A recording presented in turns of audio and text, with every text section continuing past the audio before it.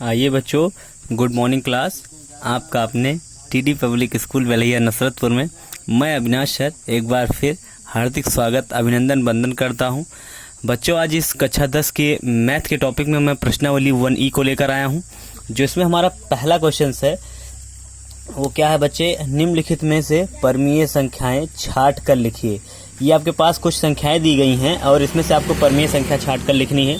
परमीय संख्या की आपको डेफिनेशन बताई गई होगी कि ऐसी संख्याएं जिन्हें हम पी बाई क्यू के रूप में लिख सकें वो हमारी क्या होती हैं, परमीय संख्याएं कहलाती हैं। ठीक है बच्चे, तो देख लेते हैं हमारी परमीय संख्या कौन सी है, कौन पी बाई क्यू के फॉर्म में लिखा गया है। आप इसे देखेंगे √3 को, तो ये आपकी है क्या, अपरमीय संख्या। π/3 ये क्या है आपकी अपरमीय संख्या। 22/7 ये क्या है आपका बच्चे, परमीय संख्या। तो परमीय संख्या हमारी क्या हो गई, 22/7 ये आपकी हो गई परमीय संख्या।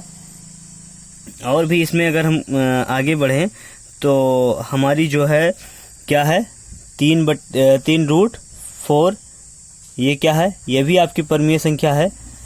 ठीक, मतलब ये दो नंबर्स ऐसे हैं जो परमीय संख्या है और बाकी के सारे क्या हैं बच्चों, अपरमीय संख्या है। तो हमें परमीय संख्या छाट कर लिखनी थी, तो हमारा आंसर कितना बन जाएगा, 22/7 और 3√4।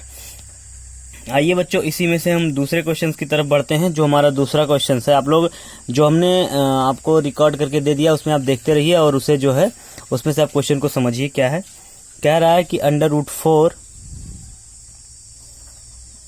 √0.4, फिर अगला है बच्चों 4 और 5 में अपरमीय संख्याएं ढूंढिए।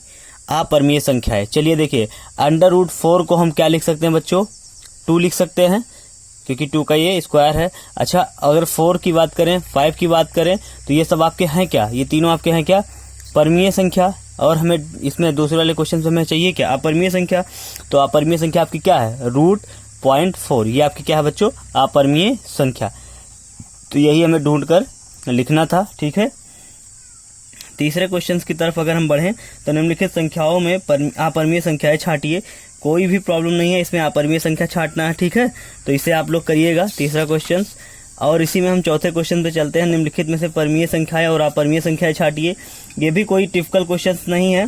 ठीक है, आपके पास क्या क्या दिया है, 4 - √3, पहले में है √7/2, फिर है आपका 5 - √4 और फिर है आपका 0.01 रूट में। इसमें से आपको परमीय संख्याएं छांटनी है। परमीय संख्याओं का मतलब देखिए, दो ही आपकी परमीय संख्याएं बनेगी।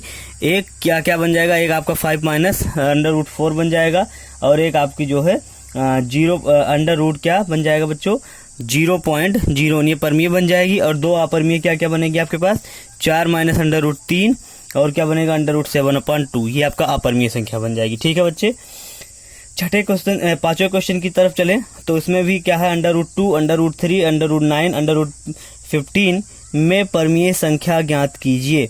तो इसमें परमीय संख्या जो होगी आपकी वो क्या बन जाएगी, √9, क्योंकि √9 को ही आप क्या लिख सकते हैं, √9 को देखिए, √9 को हम 3 लिख सकते हैं और जो इस फॉर्म में हो जाएगा वो हमारी क्या हो जाएगी, परमीय संख्या। और बाकी सब रूट में है और जितने भी वैल्यू रूट में होते हैं वो हमारी होती क्या है, परमीय संख्या। तो √2, √3, √5 ये सब आपके हैं क्या, आपकी अपरमीय संख्या। ठीक है बच्चों, आइए इसी में हम सातवें क्वेश्चन की तरफ बढ़ते हैं। √4, √3, √5, √9, √16 में परमीय संख्या ढूंढिए। परमीय संख्या इसमें देखिए, जिसका जिसका वर्ग बनेगा वही आपकी परमीय संख्या होगी। तो हमारी परमीय संख्या कौन कौन सी इसमें बन जाएगी, क्या बन जाएगी बच्चों, √4, √9, √16। ये मैं सातवें क्वेश्चन की बात कर रहा हूँ, उसमें ये हमारी क्या बन जाएगी, परमीय संख्या। और बाकी सब क्या बन जाएंगे, आपके अपरमीय संख्या बन जाएंगे। ठीक है बच्चों, तो बाकी क्वेश्चन आप देखते रहिए। आइए क्वेश्चन नंबर 9 हम करवाते हैं, बाकी आप 8वें तक क्वेश्चन सॉल्व करिए। ठीक है, खुद से करना है। 9वां क्वेश्चन देखिए, कह रहा है कि सिद्ध कीजिए कि 2 + 3 रूट क्या है, 2 एक अपरमीय संख्या। ठीक है,